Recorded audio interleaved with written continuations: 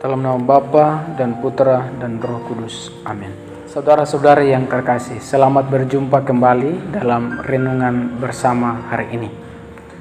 Renungan kita diambil dari kitab Yesaya dan Injil Yesus Kristus menurut Yohanes. Saudara-saudari yang terkasih, kita telah memasuki minggu persiapan untuk kita akan menyambut hari Paskah yang cerah. Jadi biasanya kita sebut juga sebagai Minggu Suci. Jadi persiapan kita itu menyangkut pribadi kita, segala perilaku kita, segala perasaan dan akal budi kita. Kita mau fokuskan untuk memiliki makna iman akan misteri Paskah ini yang akan kita langsungkan dalam Kamis Putih, Jumat Agung, Vigili Paskah dan Paskah sendiri. Bacaan pertama mau melukiskan kepada kita tentang sebuah kabar bahagia. Kabar bahagia. Yesaya mau mengatakan kabar bahagia itu tentang seorang pilihan Allah. Allah yang berkenan kepadanya mengutusnya untuk datang dan mau menyelamatkan kita manusia. Dia mau menegakkan hukum. Dia datang untuk memegang tangan kita. Dia menjadi perjanjian bagi kita semua. Dia menjadi terang untuk kita semua, membuka mata orang yang buta, mengeluarkan orang dari hukuman, dan mengeluarkan orang-orang yang duduk dalam gelap dari rumah penjara, dan sebagainya. Ini kabar sukacita bahwa dalam hidup kita juga merasakan kegelapan.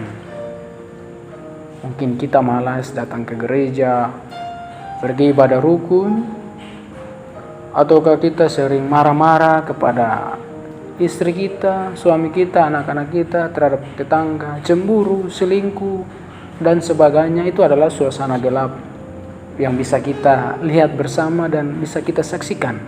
Ini kenyataan kegelapan manusia. Tetapi dalam kegelapan itu, Yesaya mau mengatakan bahwa Allah menghendaki supaya kita dibebaskan dari segala kegelapan itu. Sehingga dalam bacaan Injil, Yohanes mau mengungkapkan dua tokoh yang menjadi teladan, menjadi contoh, gambaran bagi kita untuk berlaku yang semestinya. Yaitu kita belajar dari Maria dan kita belajar dari Yudas Iskariot. Maria disebut mengambil setengah kati minyak narwastu murni yang mahal harganya, lalu meminyaki kaki Yesus dan menyekanya dengan rambutnya. Tetapi Yudas Iskariot, seorang dari murid-murid Yesus yang akan segera menyerahkan dia, berkata, "Mengapa minyak narwastu ini tidak dijual 300 dinar dan uangnya diberikan kepada orang-orang miskin?" Hal itu dikatakannya bukan karena dia memperhatikan nasib orang-orang miskin, melainkan karena ia adalah seorang pencuri. Ini kita tahu tentang Yudas Iskariot. Dalam bahasa kita, mata uang, mata duit. Orang suka uang. Sehingga mari kita melihat dua tokoh ini. Apakah kita mau mengikuti Maria ataukah mau mengikuti Yudas Iskariot? Maria memberikan teladan karena apa yang mahal bagi dirinya untuk membelinya itu untuk diberikan kepada Allah. Dia tidak sungkan-sungkan untuk membelinya. Artinya Maria berusaha untuk memberikan kepada Yesus itu apa yang paling berharga di mata manusia saat itu. Jadi minyak ini merupakan salah satu minyak yang paling berharga.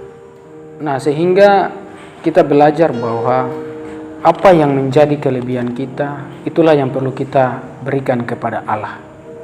Entahkah itu uang, mobil, ataukah seluruh hidup kita atau iman kita kepada Allah. Mari silakan memilih. Sedangkan Yudas Iskariot mengajarkan kita untuk jangan selalu mencari keuntungan dalam diri kita. Kalau kita memegang suatu jabatan atau pekerjaan, jangan berusaha untuk korupsi. Cari keuntungan kepada diri kita sendiri. Itu tidak baik. Nah, tetapi juga Maria melakukan tindakan itu itu mau menggambarkan bahwa Maria melakukan hal ini mengingat hari penguburan Yesus. Karena orang-orang miskin selalu ada padamu, tetapi aku tidak akan selalu ada padamu. Artinya Yesus akan menderita sengsara dan akan kembali kepada Bapa. Tetapi apa yang tinggal dalam diri kita? Roh Kudus yang telah dijanjikannya kepada kita.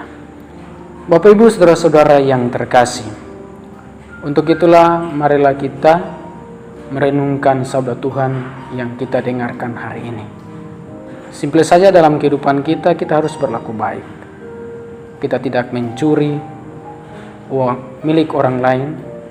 Apa saja milik orang lain itu banyak, sehingga kita tidak perlu melakukannya, melainkan kita menyerahkan diri kita untuk melakukan segala kehendak Allah dalam kehidupan kita, bersama keluarga, bersama dengan umat kita, bersama dengan masyarakat kita, untuk menyambut hari Paskah yang cerah. Tuhan memberkati kita semua. Dalam nama Bapa dan Putra dan Roh Kudus. Amin.